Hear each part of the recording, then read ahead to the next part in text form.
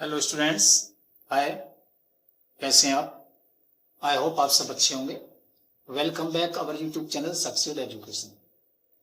Students देखिए, अभी जो हमने टॉपिक लिया है वो मेंसुरेशन है ना। अब से पहले जो वीडियो थी मेंसुरेशन की आपको मिली थी, तो वो मेंसुरेशन हमने 9th क्लास के लिए डाली थी। लेकिन अब हम मेंसुरेशन की जो वीडियो डालेंगे वो 10th क्लास की होगी। इस वीडियो के बाद जो मेरी नई वीडियो आएगी वो 10th क्लास की मेंसुरेशन फर्स्ट एक्सरसाइज से स्टार्ट करके और कंप्लीट करेंगे।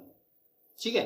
देखिए, चूंकि होता क्या है, देखिए जैसे सबको पता है फैब में एग्जाम है, फैब के लास्ट वीक में, तो एग्जाम का टाइम नजदीक आ रहा है। तो हमें आपको हाई स्कूल वालों को फोकस करना है जिससे वो एग्जाम में अच्छे से अच्छे मार्क्स लाए। आज की जो वीडियो है कुछ आपको मोटिवेट करने के लिए भी है और इसके बारे में बात करने के लिए। तो देखिए, मेंसुरेशन के बारे में तो मैंने आपको फॉर्मूले पहले बताए थे कि भी हम L/B से और पाई आर से हम सारे फॉर्मूले तैयार कर सकते हैं। मोटिवेशनल क्या है, जिस तरीके टाइम हमारे पास कम है ना भाई, जनवरी एंड फैब और फैब के लास्ट वीक से एग्जाम स्टार्ट है। तो देखिए, इससे टाइम को कम है, लेकिन अगर हम अच्छे से इसमें तैयारी करें तो उसके लिए कम नहीं, कम सोचने के लिए है ना, वैसे कम नहीं है। देखिए क्यों नहीं है, उसके मैं आपको एक बताता हूँ, उस तरीका बताता हूँ। जैसे मैंने पहले भी जो वीडियो है उसमें मैंने बार बार ये फोकस किया है कि भी मैथ में हमें फैक्टर हो गया, ट्रिगोनोमेट्री हो गई, मेंसुरेशन होगी और स्टैटिक्स होगी। अगर हम इन पे फोकस करें तो देखिए क्लियर सी बात है, जाहिर सी बात है कि हमारे मार्क्स बहुत अच्छे आएंगे मैथ में, है ना, क्योंकि ये चार चीज फोकस करने की होती है और ये मेन होती है। ठीक है, भी है और इसके बारे में बात करने के लिए। तो देखिए, मेंसुरेशन के बारे में तो मैंने आपको फॉर्मूले पहले बताए थे कि भी हम L/B से और पाई आर से हम सारे फॉर्मूले तैयार कर सकते हैं। मोटिवेशनल क्या है, जिस तरीके टाइम हमारे पास कम है ना भाई, जनवरी एंड फैब और फैब के लास्ट वीक से एग्जाम स्टार्ट है। तो देखिए, इससे टाइम को कम है, लेकिन अगर हम अच्छे से इसमें तैयारी करें तो उसके लिए कम नहीं, कम सोचने के लिए है ना, वैसे कम नहीं है। देखिए क्यों नहीं है, उसके मैं आपको एक बताता हूँ, उस तरीका बताता हूँ। जैसे मैंने पहले भी जो वीडियो है उसमें मैंने बार बार ये फोकस किया है कि भी मैथ में हमें फैक्टर हो गया, ट्रिगोनोमेट्री हो गई, मेंसुरेशन होगी और स्टैटिक्स होगी। अगर हम इन पे फोकस करें तो देखिए क्लियर सी बात है, जाहिर सी बात है कि हमारे मार्क्स बहुत अच्छे आएंगे मैथ में, है ना, क्योंकि ये चार चीज फोकस करने की होती है और ये मेन होती है। ठीक है।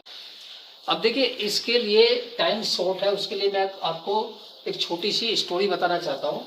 जैसे वो स्टोरी हम भी पढ़ते आए हैं और आपने भी पढ़ी होगी, वो है एक रैबिट और एक टोरटोइज की स्टोरी। ये काफी टाइम हमने पढ़ी है और आपने भी पढ़ी है और बताया भी गया है ना। टोरटोइज और रैबिट्स ये दोनों फ्रेंड होते हैं। ये फ्रेंड कोई चिंकू मिंकू या सोन मोन की नहीं है, ये टोरटोइज और रैबिट की कहानी है। जैसे रैबिट को अपने ऊपर प्राउड था, घमंड था कि भी वो बहुत तेज दौड़ सकता है ना, और टोरटोइज को अपने ऊपर घमंड नहीं था, लेकिन उसकी स्पीड स्लो थी, है ना। अब इन दोनों में देखिए, पहली बात तो यह है, रैबिट को अगर अपने ऊपर प्राउड था, घमंड था, तो वो आपको नहीं करना है ना, क्योंकि कहते कि ये काम केवल मैं ही कर सकता हूं। नहीं, ऐसा नहीं होना चाहिए। ऐसा होना चाहिए ये काम मैं कर सकता हूं, अगर दूसरा कर रहा है तो मैं भी कर सकता हूं। ठीक है।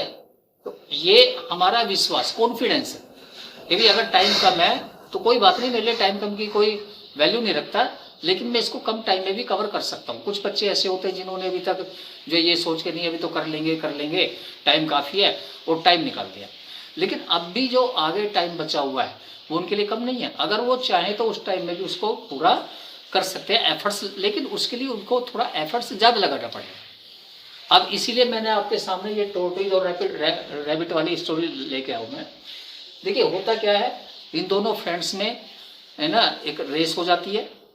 कहते भी चलो रेस करते हैं, तो रैबिट को अपने आप पर घमंड था, तो उस रेस में टोरटोइज जीत जाता है और रैबिट हार जाता है, यानी कि उसका घमंड चूर चूर हो जाता है। लेकिन भाई रैबिट यहाँ से स्टार्ट करा इन्होंने, ये स्टार्टिंग पॉइंट था, दोनों ने यहाँ से अपनी रेस स्टार्ट करी है ना, स्टार्टिंग पॉइंट से। अब स्टार्ट करने पे इन्होंने एक पॉइंट को फोकस कर लिया, हमने यहाँ तक पहुंचना है ना।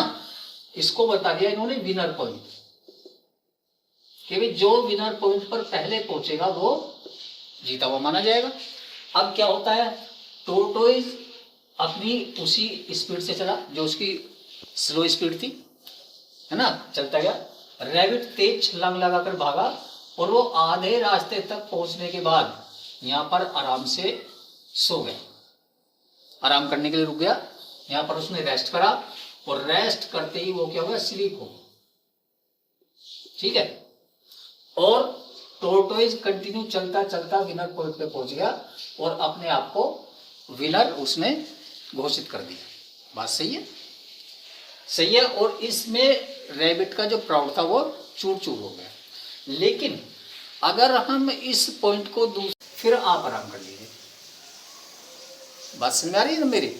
भाई मैं आपसे ये कहना चाह रहा हूं कि आप बीच रास्ते में रेस्ट ना करें, जब तक आपका जो टारगेट है या जो आपने ठान लिया कि मैंने इस बुक को कंप्लीट करने के बाद ही रेस्ट लेना है, तो आप इस एंगल से सोचें कि रैबिट की तरह अगर हम दौड़, लेकिन प्राउड नहीं होना चाहिए आपके मन में, प्राउड नहीं, अपने अंदर प्राउड नहीं होना चाहिए, विश्वास होना चाहिए कि भी मैं इसको कंप्लीट करने के बाद तभी रेस्ट करूंगा।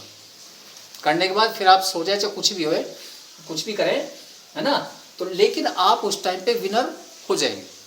टोरटोइज भले पीछे आ रहा हो, क्योंकि आप विनर पॉइंट पे पहले पहुंच ही चुके हैं। अब चलिए प्राउड और उसकी बात करते हैं। देखिए किसी ने हमसे कहा भाई ये मेरी लाइन है ना, किसी ने लाइन की थी, उसने कहा भाई इसे छोटी कर दो। अब हम क्या करेंगे, उसकी लाइन को रफ करना शुरू कर देंगे, इधर से रफ कर दी, इधर से कर दी, है ना। लेकिन ये तो अब भी बड़ी लाइन है। क्यों भाई, हमारी लाइन से तो बड़ी है, क्योंकि जब हमारी कोई लाइन ही नहीं है तो हमारी लाइन इससे बड़ी हो ही नहीं सकती। रीजन क्या है, दूसरे की लाइन को छोटा करने के लिए उसके बराबर में बड़ी लाइन खींच दो, उसकी लाइन अपने आप ही छोटी हो जाएगी। मीन्स अगर हम दूसरे की लाइन को रफ करना शुरू कर दें तो हमारी लाइन कभी भी बड़ी नहीं होगी, उसकी लाइन बेशक छोटी हो जाए, लेकिन छोटी होने के बाद भी उसकी लाइन हमेशा बड़ी रहेगी, क्योंकि हमारी तो कोई लाइन है ही नहीं। तो उससे अच्छा है क्या करें, हम उसके बराबर में अपनी एक बड़ी लाइन खींच दें, उसकी लाइन अपने आप ही हमारी लाइन से छोटी हो जाएगी। मीन्स दो बराबर में सीढ़ियाँ हैं, कोई ऊपर चढ़ रहा है, हम क्या करते हैं, उसकी टांग खींचनी स्टार्ट कर देते हैं, पुल द लेग, टांग खींचते नीचे आ। लेकिन हम ये नहीं सोचते कि अगर वो एक स्टेप नीचे आ रहा है तो हम 2 स्टेप नीचे जा रहे हैं। उससे अच्छा है हम उससे थोड़ा ज़्यादा एफर्ट्स लगाएं और बराबर वाली सीढ़ी से ऊपर जाए। तो ऐसा हो सकता है, देखिए हो सकता है हम उससे आगे ना निकल पाए, लेकिन उससे पीछे भी नहीं रहेंगे। अगर हमने थोड़ा सा एफर्ट्स ज़्यादा लगा दिया, उससे बराबर वाली सीढ़ी से चढ़ रहे हैं, तो हो सकता है हम उससे आगे ना निकल पाएँ, लेकिन हम उससे पीछे भी नहीं रहेंगे। ये मेरा मानना है। अब यही बात मैं आपको समझाने की कोशिश कर रहा हूँ कि भाई आप ये ना सोचें कि हमारे पास टाइम कम है, हम नहीं कर सकते।